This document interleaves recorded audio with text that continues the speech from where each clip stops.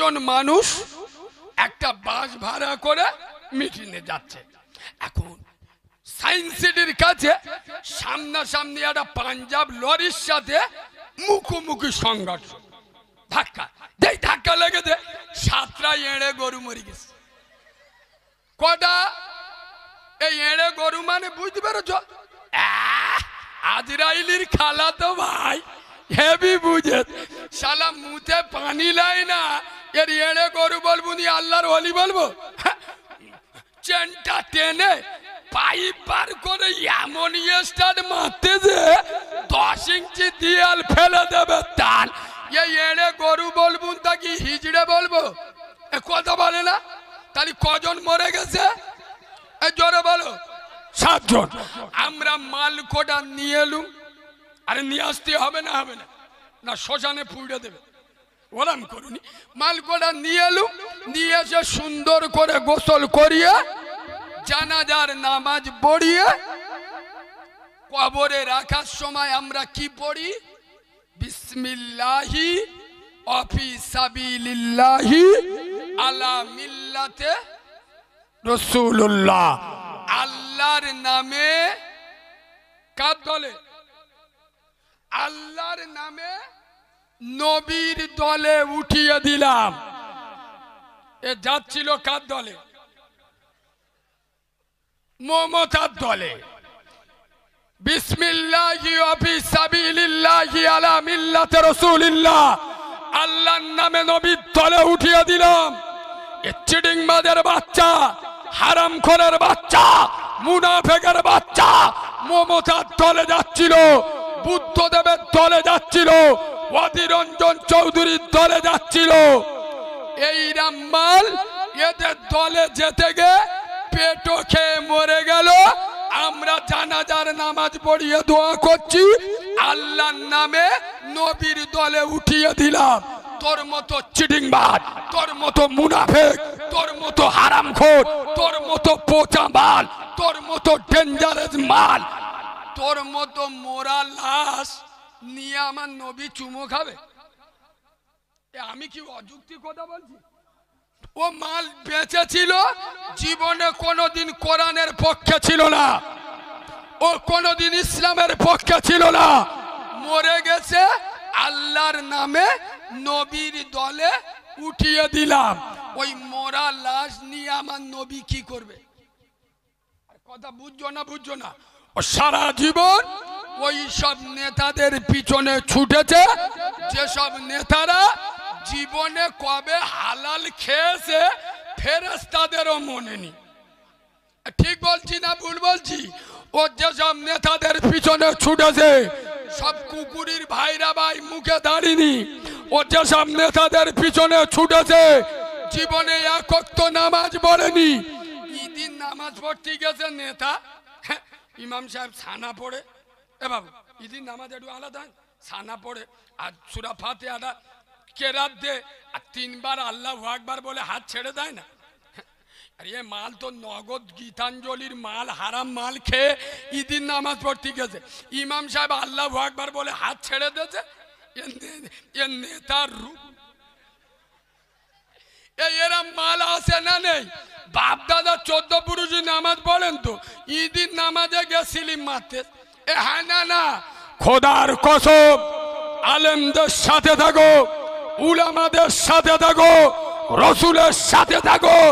এ মুসলমান, পার্টি যদি করতে হয় খোদার কসম আল্লাহর পার্টি করো।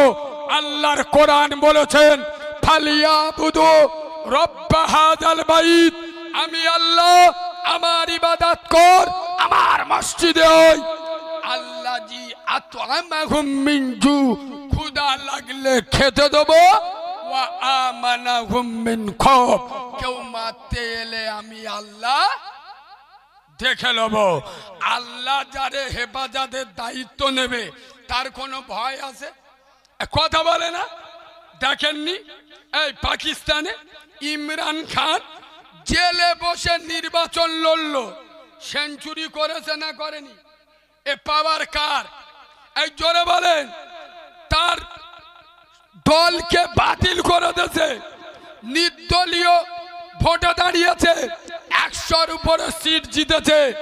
এই ইমরান খান তার ব্যক্তিগত দুটো, এই দেখেন কেউ মানুষ ভুলের ঊর্ধ্বে নয়। আমি যে কারিমুল্লাহ ওয়াজ করছি, আমি ফেরেশতার বাচ্চা, তাই না? যে বলবে গুনানি ও পাকা শয়তান, এই শোনেন, যে ভুল করে সে মানুষ, আর যে ভুলের ওপর স্থির থাকে সে হলো শয়তান। ভুল মানুষ করবে, ফেরেশতা না। আর আমার কথা বুঝছো না? বুঝছো না? ভুল মানুষের হবে, ফেরেশতার হবে না। আমরা মানুষ। আরে আমার বাপ আদম ভুল করেছে, আর আমরা ভুল করব না? আদম তো জান্নাতে ভুল করেছে, আর আমরা দুনিয়ায় ভুল করব না? চারা চারা মেয়ে সামনে দেখা পেলি একটু শিলি মারবেন? এ হ্যাঁ না না, এই যুবক ছেলেরা, আমি তোদের পায়ে ধরে বলে যাচ্ছি, যে না করছো অসুবিধা নেই। এই রাত 1:30 পর্যন্ত আমাদের দেখবে যুবক ছেলেরা মোবাইল যদি 2 মিনিট হাত থেকে সরে যায়, এর মাথা তার কেটে যাবে। আল্লাহর কি এ হ্যাঁ না না, মোবাইল ছাড়া সহ্য করতে পারে না, কিন্তু মাসের পর মাস হাতে কোরআন, ঠিক বলছি না ভুল বলছি? কোরআন হাতে থাকে না, রাত 2:30টা পর্যন্ত মোবাইল কি জিনিস দেখতেছে। এ কাউরা আবার ফোন করে, ওর বন্ধুর কাছে ফোন করে 2:30টা বাজে, এ বাক্কা জেগে আছি, ওই এনে গরু তো এরাম বলে, হ্যাঁ বলে দাদা হেভি জিনিস ছাড়তিস, দেখ তো চোখ বুলু হয়ে যাবে, তাড়াতাড়ি দে। ও আবার কি করে যে জিনিসটা মজা করে দেখে ফের ফোন করে ইয়ে করি, আল্লাহর কি রে মালটা হেভি হেভি, এইরকম মাল যদি আসে ফের দিবি। এ হ্যাঁ না না, হ্যাঁ না না, এই পলিরানের যুবকেরা খোদার কসম রাত 2:30টা পর্যন্ত সিনেমা দেখছো, নোংরা মহিলার ছবি দেখছো, অর্ধনগ্ন মহিলার ডান্স দেখছো। আমি তোমাদের দেখতে নিষেধ করতে আসিনি, আমি তোমাদের বলতে এসছি রাত 2:30টা বাজে মোবাইল দেখা হয়ে গেল, দেখো মোবাইলটা চার্জে দিয়ে ওযুটা বানিয়ে নামাজের মুসাল্লাটা বিছিয়ে আমার রব্বে কারিমের কাছে হাত তোলো। আল্লাহ, আমি তো আদমের বেটা, ও আল্লাহ, আমি নফসের খাতিরে চোখের নেশায় উলঙ্গ মহিলার ছবি দেখে ফেলিস। এ আল্লাহ, আমি ছাড়া তোমার বান্দার অভাব নেই, কিন্তু তুমি ছাড়া আমার রব বলে ডাকার কেউ নেই। হে মালিক, হে রব, আমি তোর কাছে ক্ষমা চাচ্ছি। আদমের বেটা, আমার চোখের নেশায় আমি নোংরা মহিলার ছবি দেখে ফেলেছি, তুই আমার মাফ কর দে।